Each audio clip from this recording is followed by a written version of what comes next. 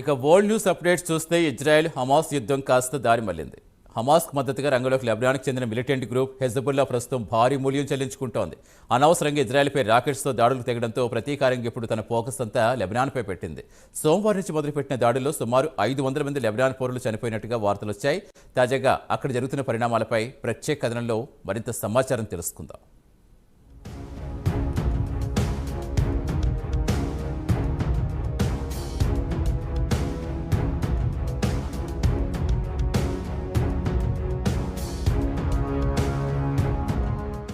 Israel Hamas యుద్ధం పాతబడిపోయింది. ప్రస్తుతం యావత్ ప్రపంచ దృష్టి అంతా ఇజ్రాయెల్ లెబనాన్పై పడింది. ఇక లెబనాన్ విషయానికొస్తే అక్కడి మిలిటెంట్ గ్రూప్ హెజబొల్లా అనవసరంగా ఇజ్రాయెల్పై కయ్యానికి కాలు దువ్వింది.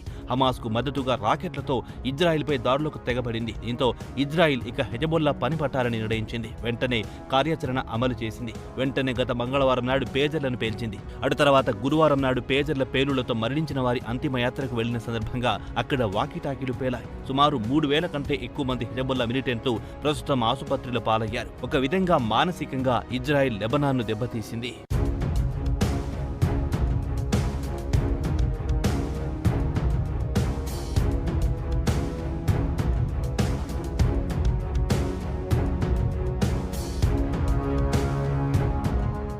అదే జోరుతో లెబనాన్పై నిరంతరం దాడులు చేయడం మొదలెట్టింది. హెజబొల్లాకు ఎలాంటి అవకాశాలు ఇవ్వకుండా పకడ్బందీగా దాడులకు ప్లాన్ చేసింది. సోమవారం నుంచి మొదలెట్టిన సరికొత్త దాడులు మంగళవారం వరకు కొనసాగాయి. సరికొత్త దాడుల్లో సుమారు 500 మంది వరకు చనిపోయారు. మంగళవారం నాడు సుమారు డజన్ లొకేషన్లపై దాడులు చేశామని ఇజ్రాయెల్ వెల్లడించింది. కాగా గత 2 దశాబ్దాల నుంచి ఇరు దేశాల మధ్య వైరం కొనసాగుతోంది. క్రాస్ బార్డర్ దాడులు కొనసాగుతూనే ఉన్నాయి. సోమవారం అర్ధరాత్రి నుంచి హెజబొల్లా సుమారు 30 రాకెట్లను ఇజ్రాయెల్పై ప్రయోగించింది. దానికి బదులుగా ఇజ్రాయెల్ ఎయిర్ ఫోర్స్ కూడా హెజబొల్లాపై ప్రతీకార దాడులకు పాల్పడింది. దక్షిణ లెబనాన్లోని డజన్ల కొద్ది టార్గెట్లపై ఇజ్రాయెల్ దాడులు చేసింది. మిలిటరీ రాకెట్ లాంచర్లు ప్రయోగించే ప్రాంతాలపై కూడా దాడులు చేసినట్టుగా ఇజ్రాయెల్ డిఫెన్స్ ఫోర్స్ ఒక ప్రకటనలో వెల్లడించింది.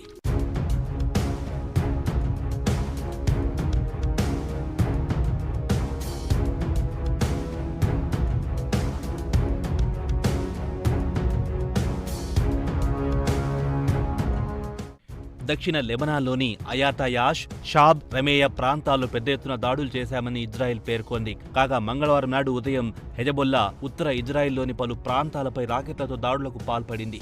ఇజ్రాయెల్కు చెందిన Ramat David air base, Megiddo airfield, అమేస్ బేస్ ప్రాంతాల్లో దాడులకు తెగబడింది. ఇక ఇరు దేశాలకు వైరం ఎక్కడి నుంచి మొదలయ్యిందనే విషయానికొస్తే హెజబొల్లా ప్రధాన బేస్ ఇజ్రాయెల్ లెబనాన్ సరిహద్దులో ఉంది. అయితే అక్కడ ప్రతిరోజు ఇక్కడ ఇటు హెజబొల్లా, ఇజ్రాయెల్ దళాల మధ్య గొడవలు జరిగేవి. ఇవన్నీ గాజా యుద్ధం మొదలు కావడానికి ముందు జరిగిన పరిణామాలు.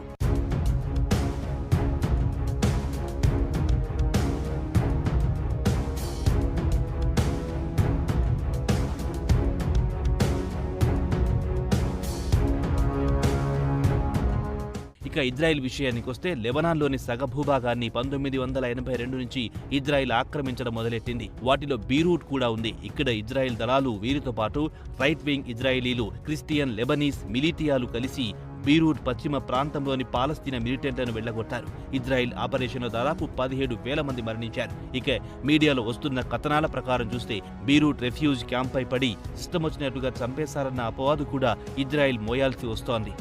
అటు తర్వాత జరిగిన విచారణలో ఇజ్రాయెల్ పరోక్షంగా దీనికి బాధ్యత వహించారని, క్రిస్టియన్ లెబనీస్ ఫైటర్లు మారణ హోమానికి పాల్పడి వేలాది మంది మృతికి కారణమయ్యారని దర్యాప్తులో తేలింది.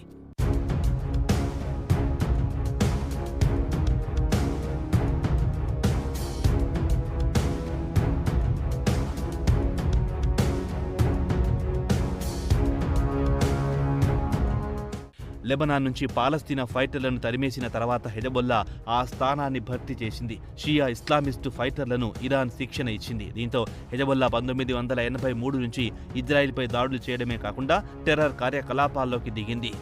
1983లోనే 2 సూసైడ్ బాంబర్లు బీరూట్లోని యుఎస్ మెరైన్ బారక్లపై దాడులకు పాల్పడింది. సుమారు 300 మంది అమెరికా, ఫ్రెంచ్ పౌరులతో పాటు ఇతర దేశాలకు చెందిన పౌరులు చనిపోయిన వారిలో ఉన్నారు. ఒక ఏడాది తర్వాత హెజబొల్లా ఫైటర్లు బీరూట్లోని అమెరికా రాయబార కార్యాలయంపై బాంబుల వర్షం కురిపించారు. ఈ దాడుల్లో 23 మంది చనిపోయారు. అటు తర్వాత 1985లో చిన్నాచితిక మిలిటెంట్ గ్రూపులు కలిసి కొత్తగా హెజబొల్లా అనే మిలిటరీ ఆర్గనైజేషన్ను స్థాపించారు.